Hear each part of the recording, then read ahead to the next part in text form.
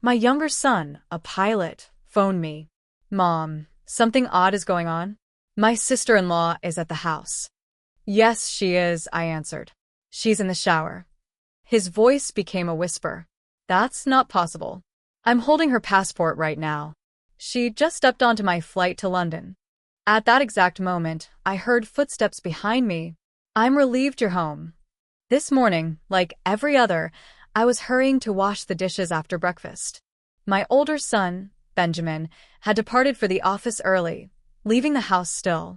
His son, my grandson Lucas, that smart little 7-year-old, had already been collected by the school bus. And Veronica, my daughter-in-law, Benjamin's wife, had just headed upstairs. Her gentle voice drifted down to me. Mom, I'm going to take a quick shower. All right. I nodded, smiling. I had barely stored away the last plate when the telephone rang. I wiped my hands on my apron and rushed to pick it up. The bright, energetic voice of my younger son, Marcus, came through the line. Mom, I just wanted to say hello. I had some spare time during a layover at the airport. Hearing his voice felt like a tender embrace. Marcus is my pride and joy, a young co-pilot who's constantly traveling, living out the childhood dream he had of conquering the skies. I smiled and asked him several questions about his flight, about how things were going. He chuckled warmly and said everything was wonderful, that work was progressing smoothly. But suddenly his tone shifted as if he was reluctant to mention something. Hey Mom, something really strange occurred.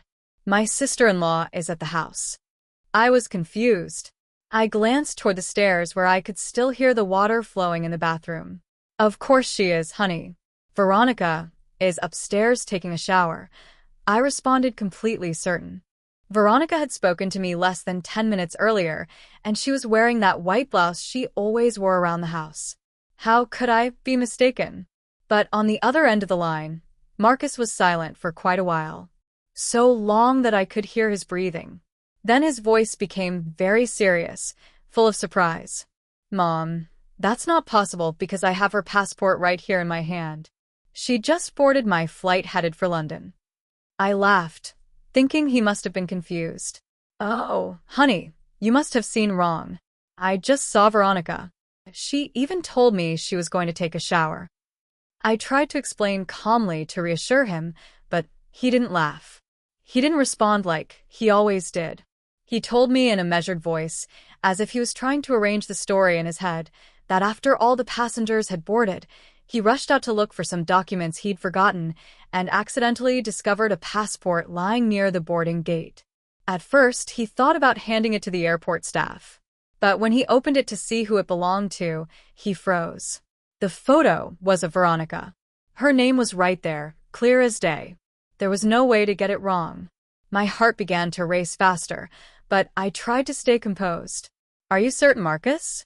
That passport could belong to someone else, I said, even though a tiny thorn of worry had already pricked me. Marcus sighed, and his voice was now a blend of confusion and firmness. Mom, I just went down to the passenger cabin to verify if it was her. She's seated in first class next to a man who appears very wealthy and refined. They were talking very closely, like they were a couple. Marcus's words were like a stab. I stood frozen, gripping the phone receiver. My head was spinning. A couple? Not possible. I had just heard Veronica's voice from upstairs. I had just seen her in the flesh in this very house. But right at that moment, the sound of the water in the bathroom stopped. I heard the bedroom door open and Veronica's voice came down the stairs.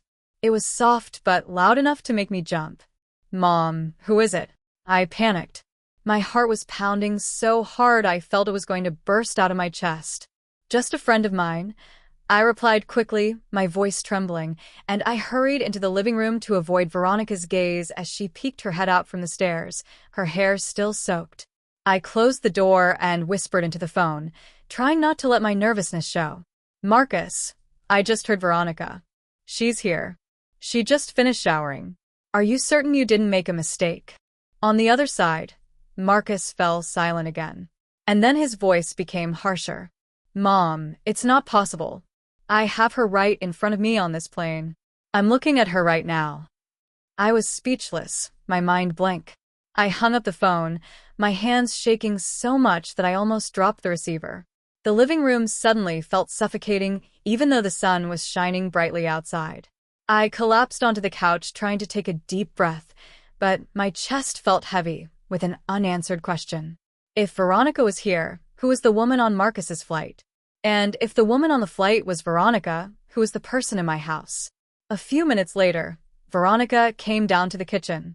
She was wearing a clean, light blue dress, her hair still damp, and she smiled with the same sweetness as always. "Mom, I'm going to the market early today. Do you want me to get you any vegetables or anything?" Her voice was kind, familiar, as if nothing strange was happening. I looked at her, trying to force a smile, but inside I felt as if I was carrying stones. "Yes, honey. Bring some tomatoes, please," I replied, my throat dry. Veronica nodded. She took her wicker basket and walked out of the house. Her silhouette disappeared behind the gate. I stood there watching her go with a whirlwind in my soul.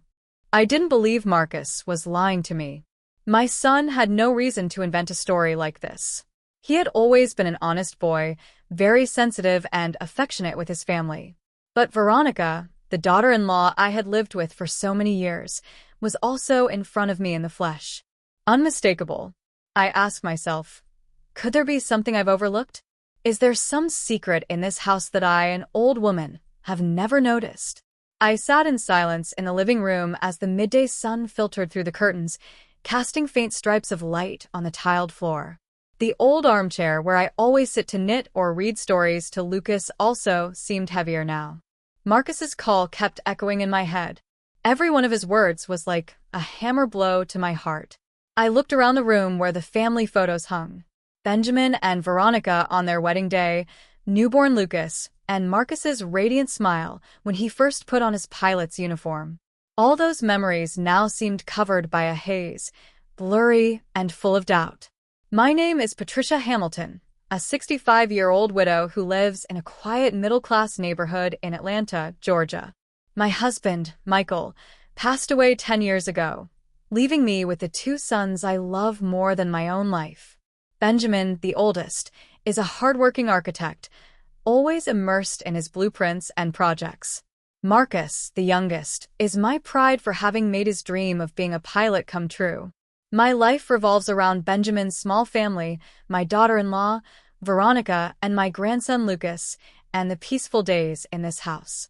Veronica, my daughter-in-law, was always the perfect model in my eyes. She was beautiful, industrious, always impeccable, from the way she dressed to how she cared for Lucas. I still remember the day of their wedding, a big celebration held in the yard of her parents' house. Even though Veronica's family wasn't wealthy, they put in their utmost effort to make everything perfect.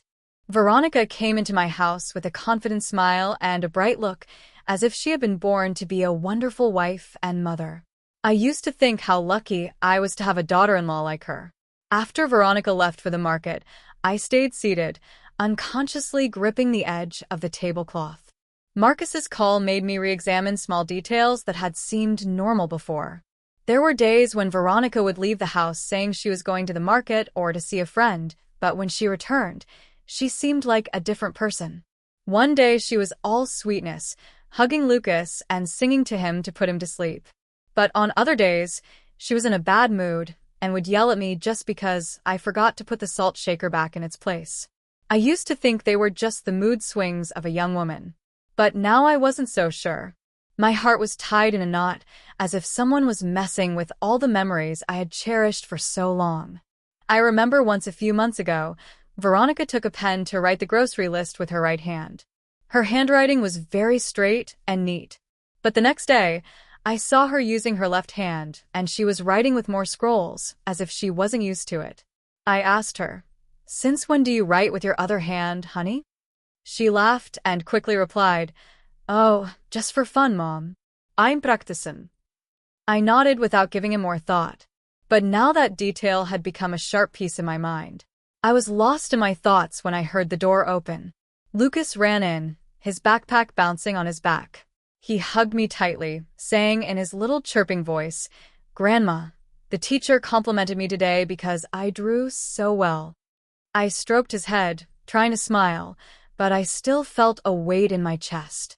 Lucas sat down and pulled out his notebook to show me. Grandma, look. Yesterday, my mom helped me with my homework with her right hand, and her writing was so pretty. But today, she wrote with her left, and it came out uglier. The boy pointed to 2 pages in the notebook, one with well-formed letters and the other with crooked ones. I looked at the handwriting, and my heart sank. Your mom must have been busy today. She was probably tired. That's why she wrote like that, I said, trying to hide my confusion. But Lucas looked up with his innocent eyes. Grandma, my mom is so weird. Some days she hugs me really, really tight, but other days she doesn't even look at me. My grandson's words were another stab. I hugged him, trying to comfort him, but in my head, everything was starting to get tangled up. Just then, the doorbell rang. I got up, opened the door, and saw Mrs. Morrison, my good neighbor, standing there with the plate that Veronica had taken to her the day before. She smiled with her usual kind smile, but there was curiosity in her eyes. Patricia, your daughter-in-law is so nice, but yesterday I noticed she gave me the plate with her left hand, and you told me she's a righty, right? That's strange. Or maybe she uses both hands. I forced a smile and replied, Maybe so, Janet. Do you want to come in for some tea? She nodded and came in, but her comment was like a thorn stuck in me. It wasn't just me. Even the neighbors had noticed the difference. I served her tea and we talked about this and that. But as soon as she left, I sank onto the couch with my hand on my chest. I felt frozen, as if the world was falling down on me. That afternoon, I went out into the garden with the watering can, trying to let the water fall gently on the daisies I had cared for years. The sun was starting to set. The shadows of the trees stretched across the yard, but my soul could not find peace. The words of Lucas, of Mrs. Morrison, and Marcus's firm voice on the phone kept circling in my head like pebbles thrown into a calm lake, creating ripples that wouldn't stop. I was watering the plants, but my mind wasn't there. I asked myself, am I too old now to notice the strange things happening in my own house, or have I been turning a blind eye on purpose, wanting to believe in the happy family I always dreamed of? Veronica returned from the market carrying her wicker basket. But what caught my attention was that she was holding it with her left hand. I remembered perfectly that Veronica always used her right hand, from how she held the knife to chop vegetables to how she combed Lucas's hair. I stood there watching her put the basket on the kitchen table, and I asked her in a low voice, What did you buy, Veronica? My voice tried to sound natural, but inside a wave of suspicion was growing. She smiled and replied very politely, I got some tomatoes, cilantro, and fresh fish. Mom, I'm going to make the roasted fish you like so much tonight. Does that sound good? Her voice was soft as always, but I couldn't help but notice her hands. The left one? No, the right one. I nodded and turned away, pretending to clean the table, but my heart was pounding hard. Was I imagining things, or were these small details trying to tell me something? At dinner time, the whole family gathered at the table. Benjamin was tired after a long day at work, but he still smiled at Lucas and asked him how school had been. Veronica ate slowly, delicately, and even turned to Benjamin to remind him.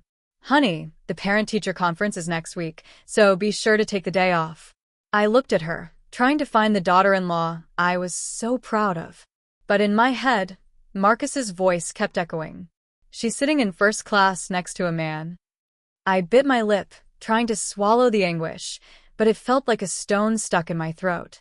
Just 3 days later, everything was different. Lucas dropped a glass of water during dinner, and the water splashed all over the tablecloth. I quickly grabbed a rag to clean it, laughing. It's okay, honey. Just be more careful.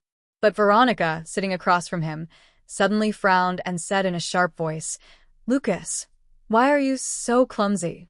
Be more careful. I was stunned looking at Benjamin. He also frowned and said in a low voice, Veronica, it was an accident. That's all. She turned with a spark of anger in her eyes. You always defend him, and I end up looking like the bad guy in a house.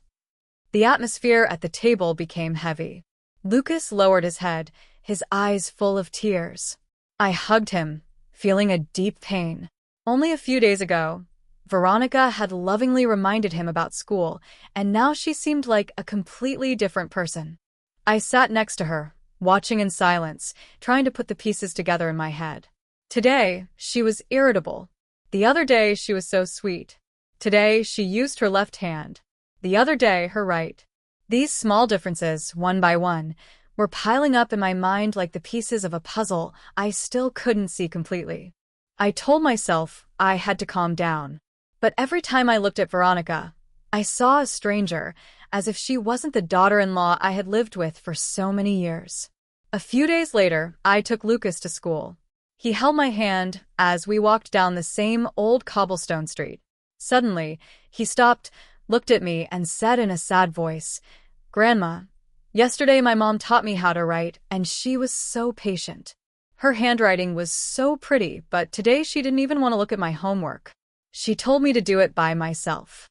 I knelt down to look into his clear eyes, and I felt my heart break. "Your mom was busy, honey. Don't be sad," I said, but my voice trembled. Lucas nodded, but his gaze was still full of disappointment. I hugged him, feeling a huge sense of powerlessness. He's only 7. How was he supposed to understand something that I myself couldn't figure out? That night, we sat down to dinner again. Suddenly, Veronica took a small notebook out of her bag and started writing something with her left hand. Benjamin, who was serving himself food, laughed suddenly. "Hey, since when do you write with your left hand? It looks so strange." Veronica stopped dead with a forced smile on her lips. "Oh, just experimenting, honey." She quickly put the notebook away in her bag, but I noticed a flash of panic in her eyes. Benjamin shook his head and didn't say anything else, but I knew he had also noticed something strange. I stayed seated there, gripping my spoon, trying to keep a straight face, but inside the doubts were growing like a slow fire. One morning, I took an empty spice jar and crossed the same old cobblestone street to go to Mrs. Morrison's house. Veronica had borrowed it a few weeks ago, saying it was for making the chili she liked so much. I knocked on the door, and Mrs. Morrison opened it with her usual kind smile. "Patricia, come in." "Let me make you some coffee," she said, a rag still in her hand. I gave her the jar, thinking of thanking her and leaving, but she pulled me to sit in a wooden chair in her kitchen. The atmosphere was warm. It smelled of roasted coffee, but I couldn't relax. Mrs. Morrison looked at me with eyes full of doubt and lowered her voice. "Patricia, please don't get mad at what I'm about to say. Has your daughter-in-law's personality changed? One day, she greets me so happily and even asks about my kids. But yesterday, she passed by here. I waved at her, and she didn't even acknowledge me, as if she didn't know me." Mrs. Morrison's words were another stone in the troubled lake of my heart. I forced a smile and replied, "She must have been in a hurry, Janet. You know how young people are these days." But inside, I was a mess.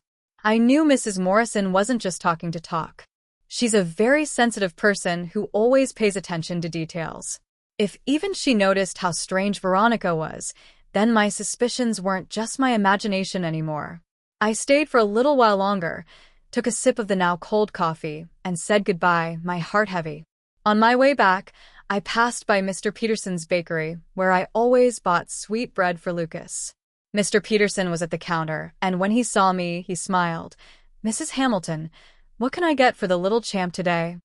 I asked for some pastries, and he suddenly asked, "You're Benjamin's mom, right? His wife came in the other day. So nice. She even told me how delicious my bread was. But this morning, she came back with a scowl on her face. She bought the bread and didn't even say thank you. She just left." I froze, gripping the handle of my purse. "She must have been tired, George," I replied, my voice trembling. I thanked him quickly and left. Mr. Peterson's words were another knife, cutting deeper into the doubts that were growing inside me. When I got home, I made myself some tea and sat on the porch. The wind blew softly, carrying the scent of the daisies from the garden. I looked toward the street that led to the market where Veronica always walked.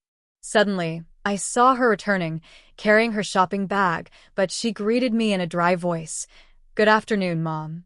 No smile, no happiness like yesterday when she bragged about getting a good deal on the cilantro.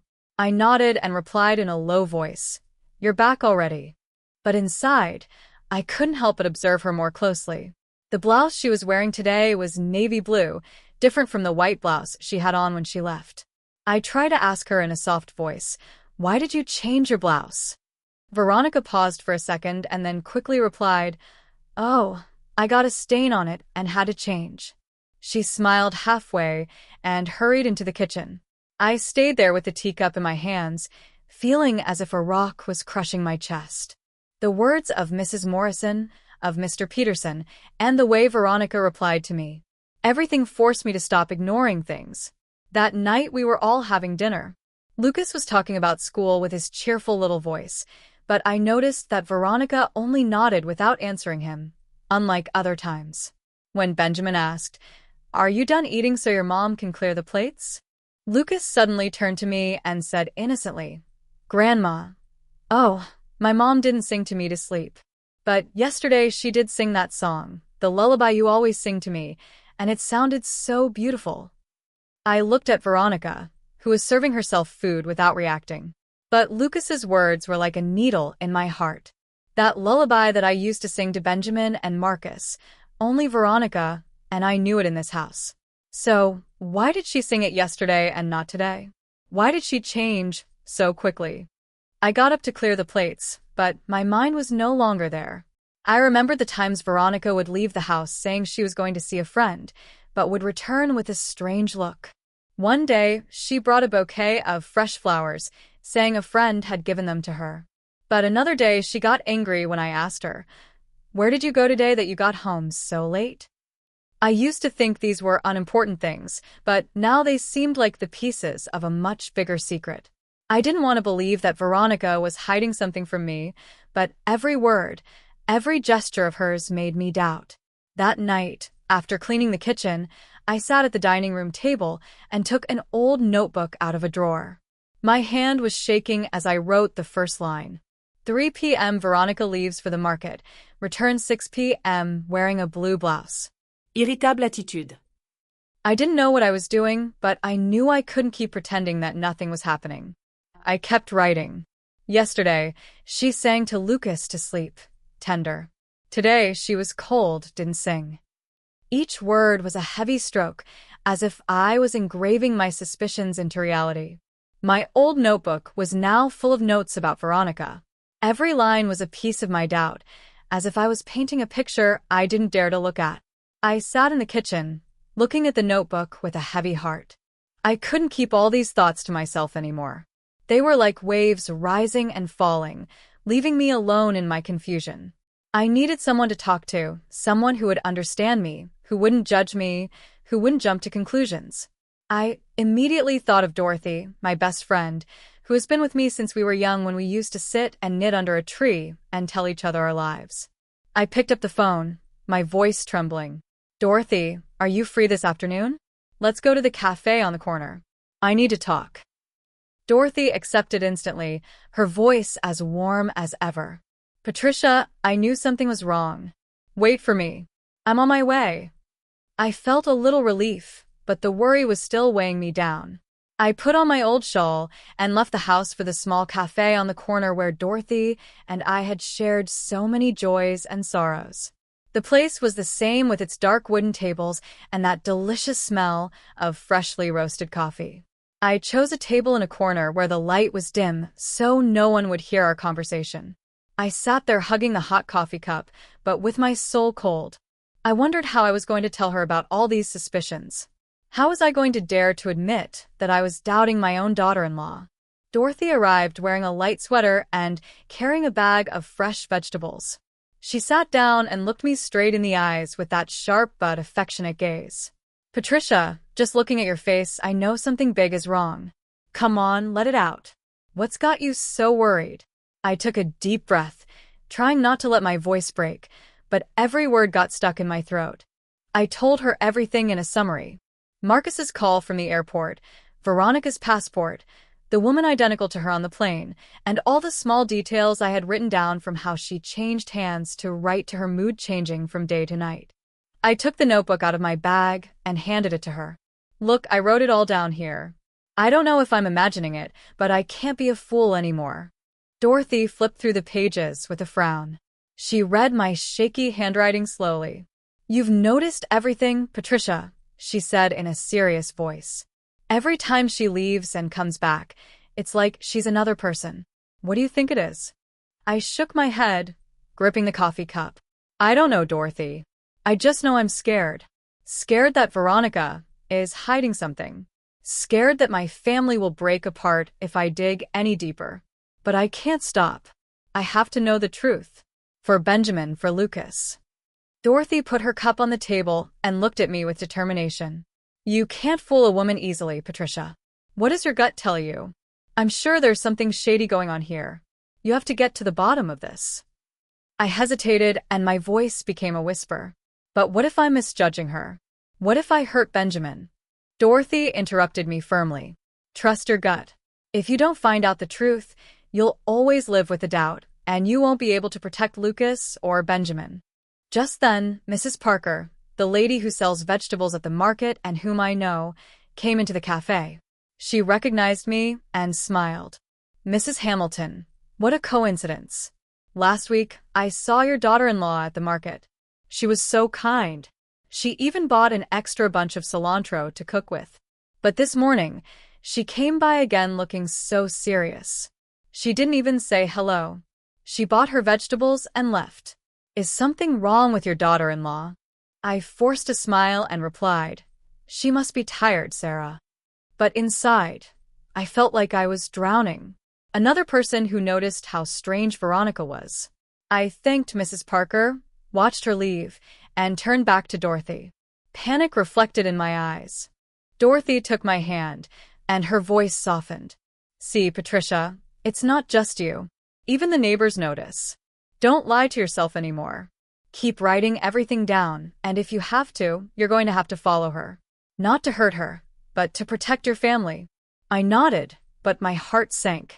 I knew Dorothy was right, but the idea of following my own daughter-in-law made me feel as if I was betraying my family.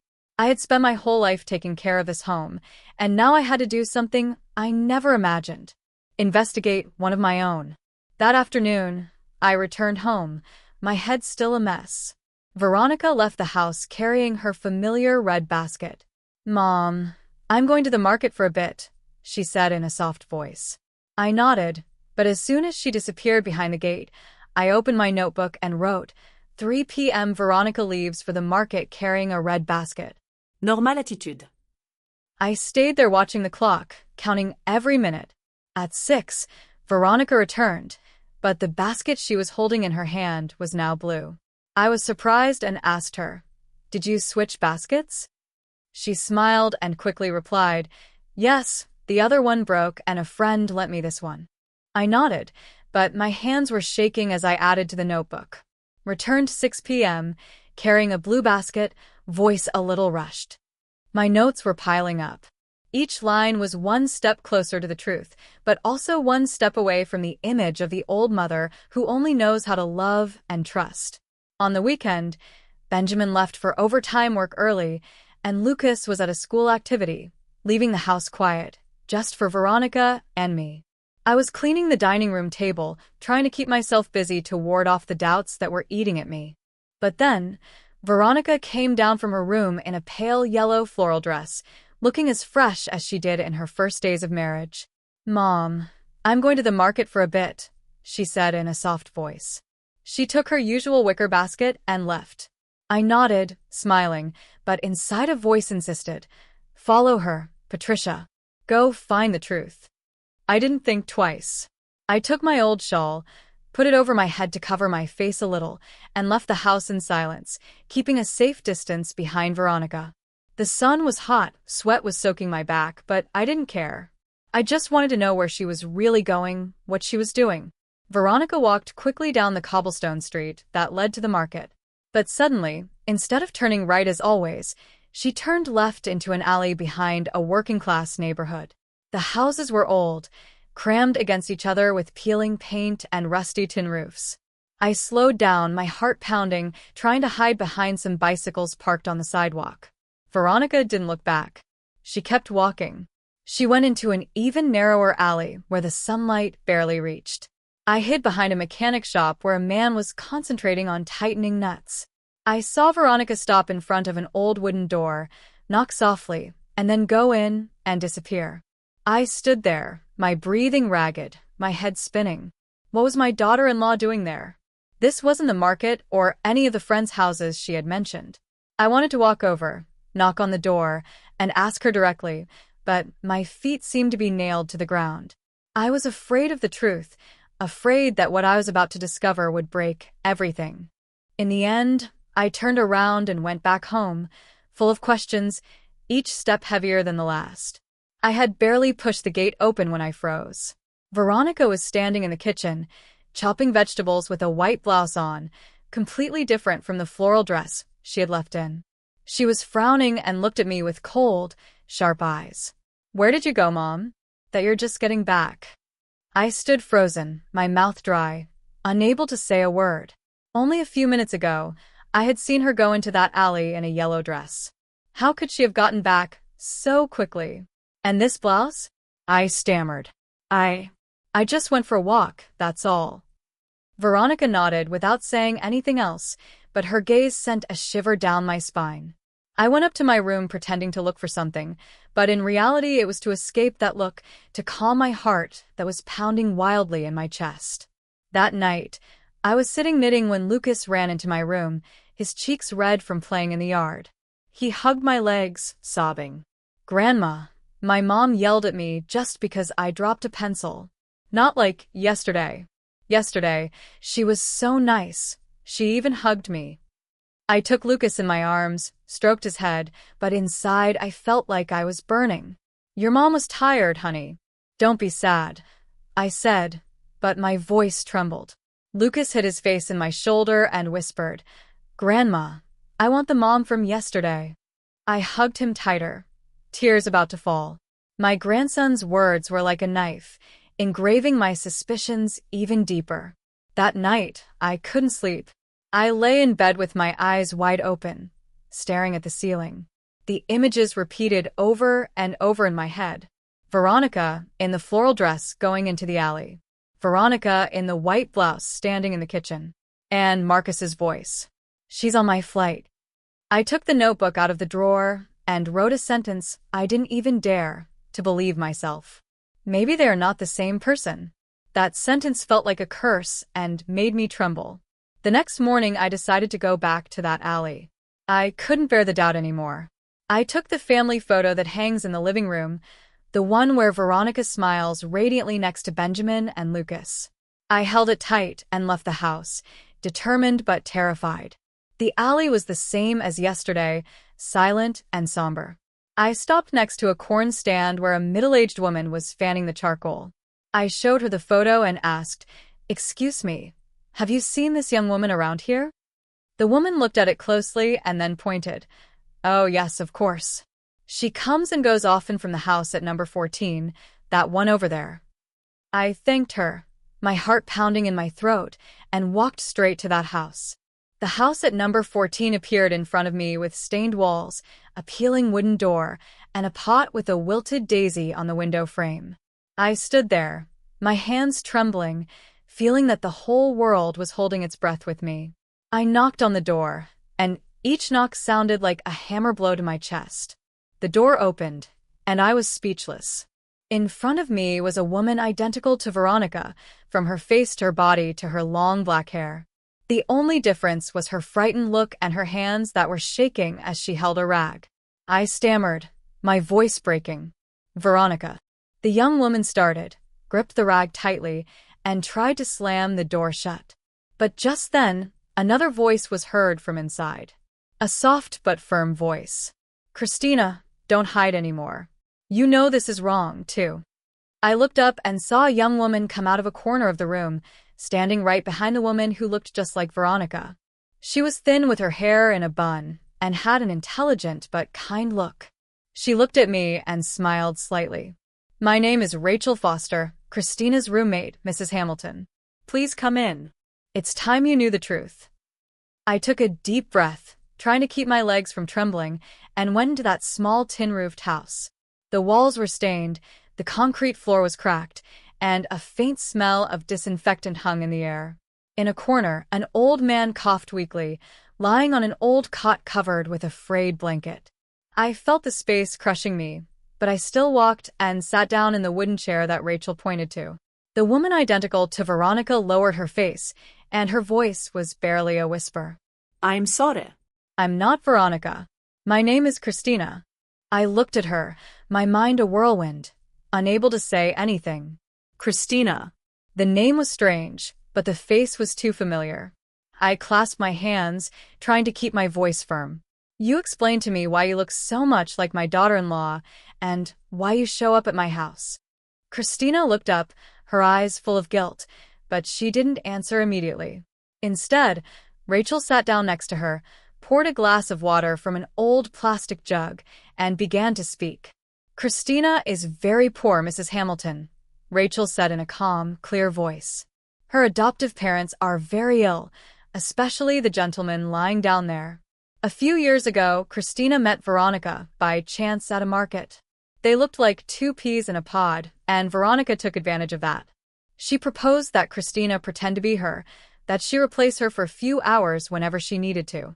Christina didn't want to, but Veronica paid her very well, and her family needed the money for medicine. I looked at Christina and saw that her head was bowed, gripping the rag so tightly that her knuckles turned white. Replace her for what? I pressed, my voice full of disbelief. Why would Veronica need someone to pretend to be her? Christina looked up, her voice trembling. I don't know everything, ma'am. She would just tell me, you just stay in the house for a few hours, do some things like go to the market, take care of the boy, and then she would give me money, a lot of money, enough to buy my parents' medicine. I didn't dare to ask for more. She lowered her head, and tears began to roll down her cheeks. I looked at her, my chest feeling tight. Every strange detail from the last few months suddenly made sense. The change of hands for writing, the personality that was sometimes sweet and sometimes sour, the voice that was sometimes gentle and sometimes cold. Everything fit now, like the last pieces of a puzzle I had refused to see. Rachel continued with a sharper look. I don't know if this helps, but once I saw Veronica with a very elegant man. His name is Richard Anderson. I heard the name when they were talking at a cafe. They were calling each other honey very affectionately.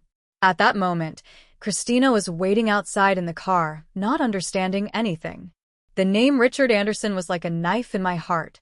I remembered Marcus's words. She's sitting in first class next to a rich man. The small room seemed to spin around me. I tried to stay calm, but my hands were shaking so much that I knocked over the glass of water. Rachel rushed to clean it up, but I just shook my head. My voice choked. Veronica, is deceiving my family. Christina broke down. Her voice choked with sobs. I'm so sorry, ma'am. I didn't want to hurt anyone. I just wanted to save my parents. I looked at this young woman with a face identical to Veronica's, but with a look full of pain and regret. I wanted to get angry. I wanted to scream. But seeing Christina, I only felt pity. She wasn't the mastermind. She was just a piece in Veronica's game. Everything was falling apart in front of my eyes. I got up, trying to make my voice sound firm. Christina, do you know where Veronica is? Do you know what she does when she asks you to pretend to be her? Christina shook her head, still crying. I don't know, ma'am. She would just tell me to do what she asked, and that she would pay me. I didn't dare to ask for more. Rachel put a hand on her shoulder to comfort her, and then addressed me. Mrs. Hamilton, I know this is very painful for you, but Christina is also a victim. She didn't have another choice. I looked around the humble house, hearing the weak voice of the man on the cot. I understood Christina's desperation, but that didn't erase the feeling of betrayal I felt. I clenched my fists, trying to hold back the tears. I don't blame you, Christina, but I need to know the truth. I need to protect my son and my grandson. I got up feeling that the world was collapsing on me. Thank you, Rachel, for telling me the truth. I'll be back. I left the house, and the bright sun outside blinded me, but my heart was cold. The next morning, I went back to that small alley where the stained walls and the peeling wooden door had become an obsession in my mind. The sun was still hot, but I felt a coldness inside, as if I was carrying a cold wind of unresolved doubts. I knocked on the door of number 14, gripping the family photo as if it were an amulet that would give me the courage to face the truth. This time, Christina didn't seem so scared. She opened the door with a still shy but calmer look and invited me in. "Mrs. Hamilton, I was expecting you. Please come in." The house was still small with that smell of disinfectant and the weak cough of the man on the cot. I sat in the old wooden chair and looked at Christina. She was wearing a simple blouse, her hair in a loose bun. She looked tired but no longer frightened. I took a deep breath and said in a low voice, "Christina, I want to meet your adoptive mom. I need to understand all of this better." Christina nodded and led me to a corner of the room where a very thin woman with completely white hair was lying in bed, her cloudy eyes staring at the ceiling. She was Mrs. Reynolds, Christina's adoptive mother. I took her frail hand and introduced myself. "I'm Patricia Hamilton, Benjamin's mom, Veronica's husband." Mrs. Reynolds looked at me, breathing with difficulty, and said in a weak voice, "Christina is not my blood. She's a child I adopted when she was a newborn." Her words were like a hammer blow to my head. I froze, my heart beating faster, but I tried to make my voice sound calm. "Please tell me how it all happened." The lady coughed and then slowly began to tell me a story I wasn't prepared for. "Many years ago, I was a nurse at a hospital in a small town," she began, her voice trembling. "A very poor family had twins. They were so poor they couldn't keep both of them. The mom was crying. She said she could only keep one. The other one they were going to abandon. My heart broke. I couldn't let them abandon that baby. So I adopted her. That's Christina." She stopped for a long cough and then looked at Christina with immense love. I raised her as if she were my own, but I know she has always wanted to find her real parents. I have nothing to give her but my love and this house. I sat there gripping the edge of the chair, my head spinning. "Do you know who Christina's biological parents are?"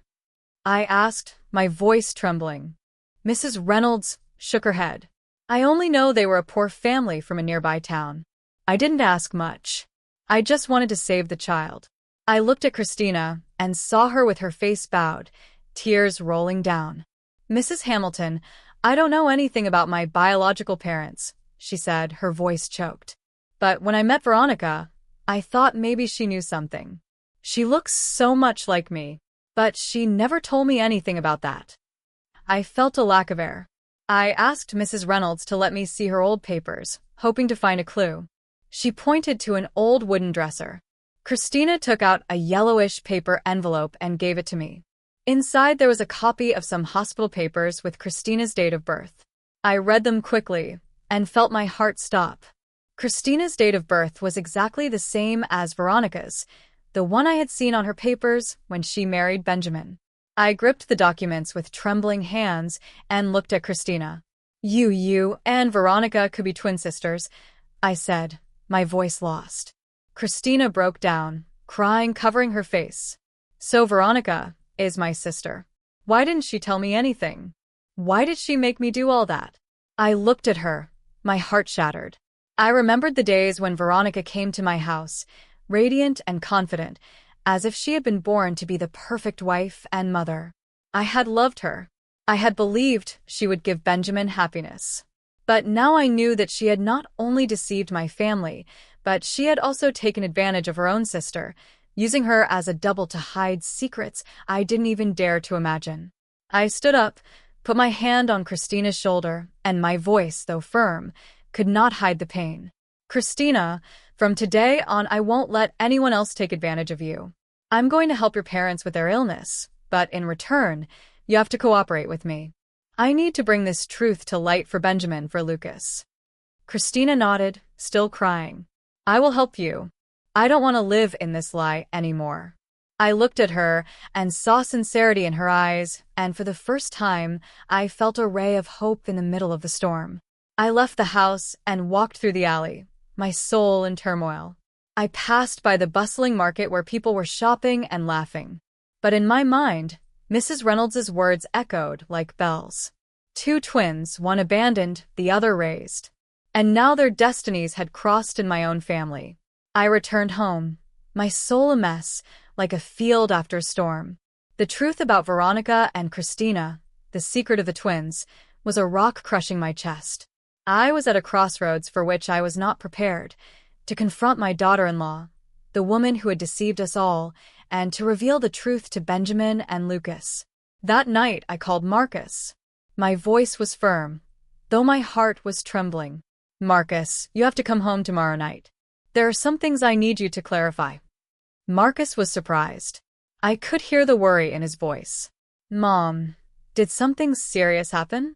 I said bluntly. You just come, honey. I need you. And if you can, bring Veronica's electronic passport. He didn't ask any more questions. He just said, Yes, Mom. I'll be there.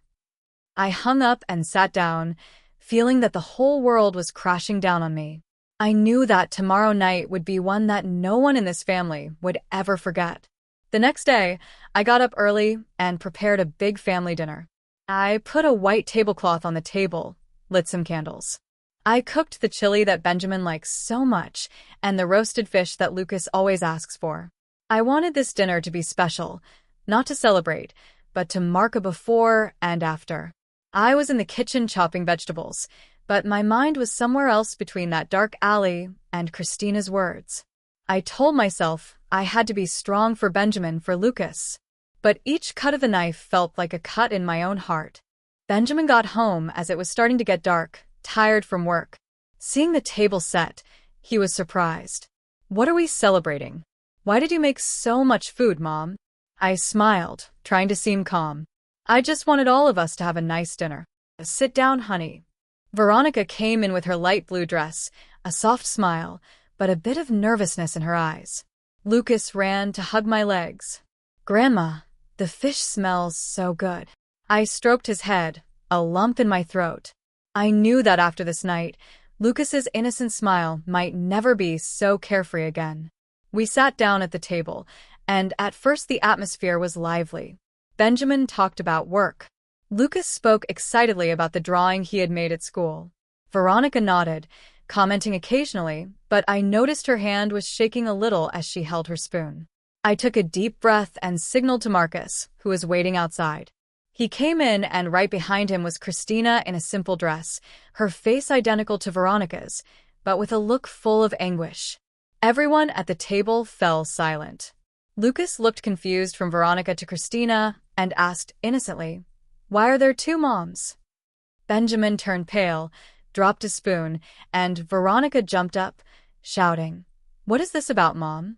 I stood up, gripping the edge of the table to keep from shaking.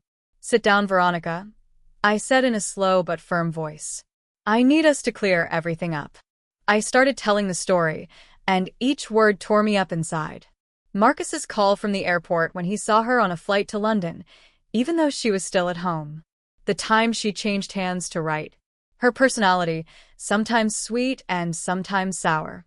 And finally, my visit to the alley where I met Christina and discovered the secret of the twins. You and Christina are twin sisters, I said, looking her straight in the eyes. You took advantage of your sister to hide the truth. Tell us what the truth is. Veronica was trembling, her face as white as paper.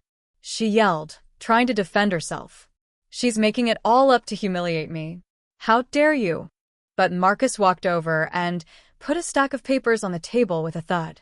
This is a copy of your electronic passport with the entry and exit stamp from London, he said in a hard voice.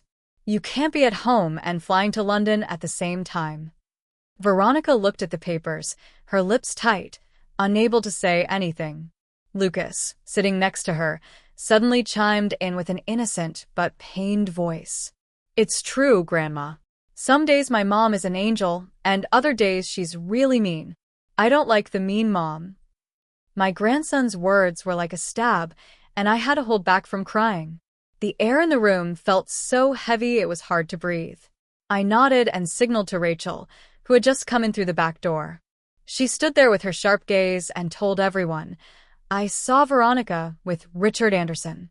They were calling each other honey, and it was she who hired Christina to pretend to be her and deceive the family.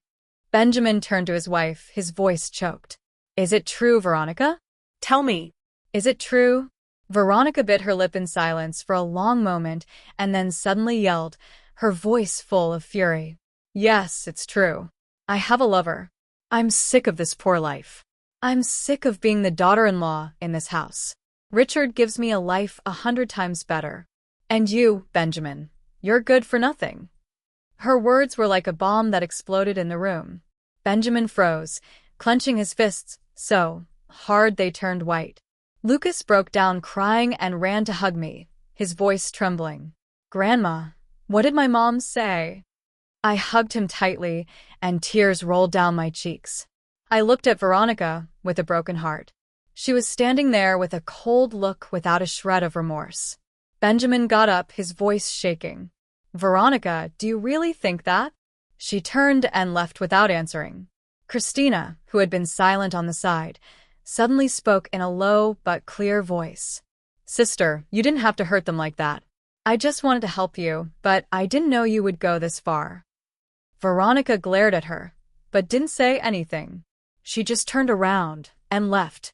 The door slammed shut, leaving the room in a painful silence. After that night of confrontation, the air in my house felt like it had been robbed of life. The living room that used to be filled with Lucas's laughter and Benjamin's talks was now in a silence that suffocated. I had lived my whole life for my family, but now I felt like someone who had just survived a hurricane, standing in the middle of the rubble of the home I had cared for so much.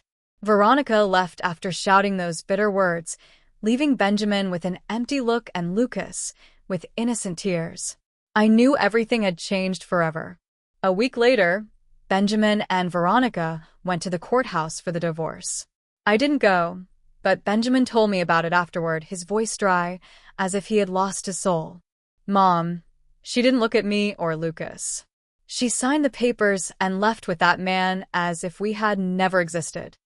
I sat next to him, taking his hand, trying not to cry. Veronica didn't ask for custody of Lucas, as if the boy had just been part of a play she had gotten tired of.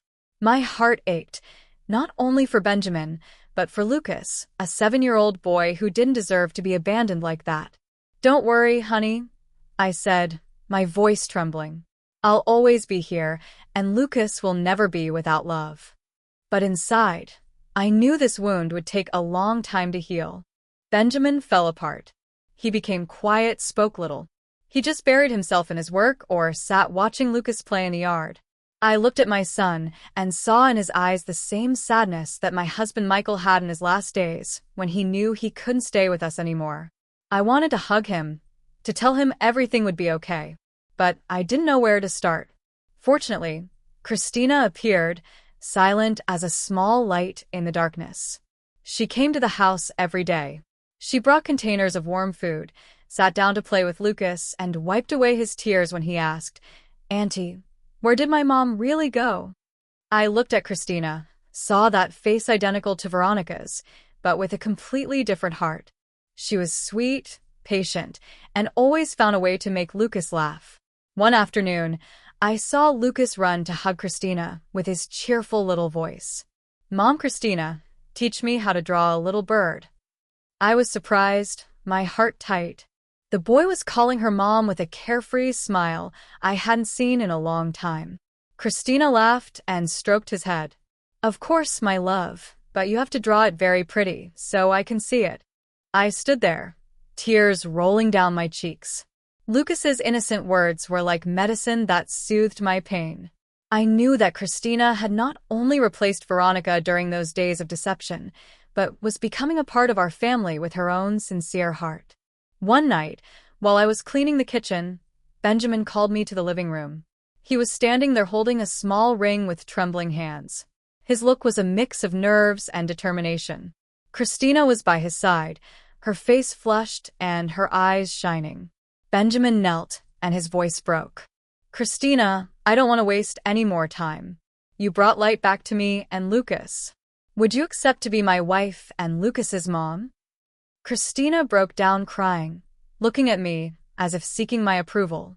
I walked over, took her hand, and nodded gently. You deserve it, honey. You've been part of this family for a long time. She hugged me. Her tears soaked my shoulder, and I knew that was the moment my family was beginning to heal. Benjamin and Christina's wedding was soon after. Something small but full of love. I was in the yard looking at the red roses tied to the fence, listening to Lucas's laughter as he wore his little suit, being his dad's tiny best man. Marcus flew back from a work trip and stood next to his brother with a smile as radiant as the day he first put on his pilot's uniform. I sat in the front row, tears rolling down my cheeks. They weren't tears of loss, but of happiness. I looked at Christina in her simple wedding dress, holding Benjamin's hand, and I knew that my family had found a sincere heart. After losing a fraud, life after that went back to normal. Christina maintained her simple life, taking care of Benjamin and Lucas with all her love. She cooked warm meals, sang to Lucas to sleep with the same lullaby that I used to sing to my sons. Every night, she sat next to Benjamin, listening to him talk about his blueprints and projects with a look full of pride. Lucas no longer asked about his other mom. He just snuggled with Christina, calling her mom with a radiant smile. I looked at my family and saw how the wounds were slowly closing. One late night, I sat on the porch. The wind blew softly in the garden. Lucas's laughter could be heard from inside, mixed with Christina's sweet voice. I peeked in and saw Benjamin concentrating on his work while Christina prepared a cup of tea for him, placing it beside him and giving him a soft kiss on his forehead. I smiled, feeling my heart finally at peace. I thought about the long road I had traveled from the first doubts, from Marcus's call to that dark alley where I discovered the truth. The truth had been cruel, but as my husband Michael used to say, the truth will set you free, Patricia. And so it was. The truth set us free. It brought us Christina and gave us a new beginning, much brighter and happier. The story you have just heard has been changed in names and places to protect the identity of the people involved.